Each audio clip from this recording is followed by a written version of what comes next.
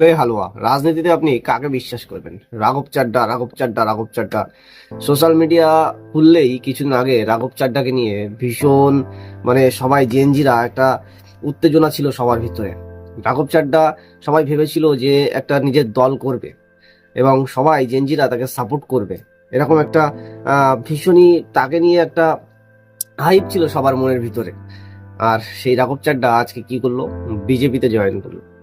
সেই রকম চাড্ডা যে কিছুদিন আগে পর্যন্ত বিজেপিকে মানে কিছু বলতে দ্বিধাবোধ করতো না, বিজেপির বিরুদ্ধে কথা বলতে দ্বিধাবোধ করতো না, বিজেপির কাছে প্রশ্ন করতো, বিজেপি কেন্দ্র সরকারের কাছে প্রশ্ন করতো। এবং রাঘব চাড্ডা যে ডিরেক্টলি এটাও বলেছিল যে বিজেপিরা হচ্ছে গুন্ডা, বিজেপি হচ্ছে গুন্ডাদের পার্টি। और मेरा ये मानना है कि बीजेपी एक गुंडों की पार्टी है, अनपढ़ गुंडों की पार्टी है, वो सिर्फ गुंडागर्दी करती है। সেই রাঘব চাড্ডা আজকে বিজেপি জয়েন করেছে।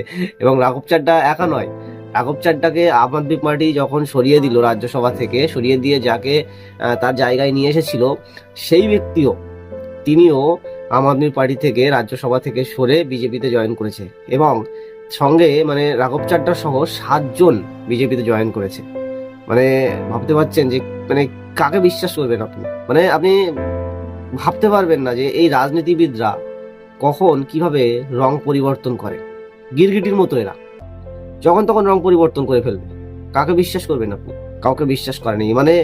যে যেখানে সুবিধা পাবে না সেখানে চলে যাবে, একবারও ভাববে না। জনগণকে নিয়ে রাঘব চাড্ডা অনেক জনগণের ছোটখাটো কথা তুলে ধরছিল, মানুষের যে ছোটখাটো যে কথাগুলো সেগুলো রাঘব চাড্ডা তুলে ধরছিল লোকসভায়। এবং তাতে করে তিনি সবার মনের ভিতরে একটা খুব ভালো জায়গা করে নিয়েছিল, একটা ভালো ফ্যান ফলোয়িং তৈরি হয়ে গেছিল, সম্মান করতো মানুষ। আরে সে এখন কি করলো? যে বিজেপিতে জয়েন করে নিল। যে রাঘব চাড্ডা বিজেপির বিরুদ্ধে কথা বলতো প্রতিদিন, সেই রাঘব চাড্ডা আজকে বিজেপিতে জয়েন করে নিয়েছে। এর থেকে কি বলবো, হাসি পাচ্ছে প্রচন্ড। সত্যি কাকে বিশ্বাস করবেন আপনি?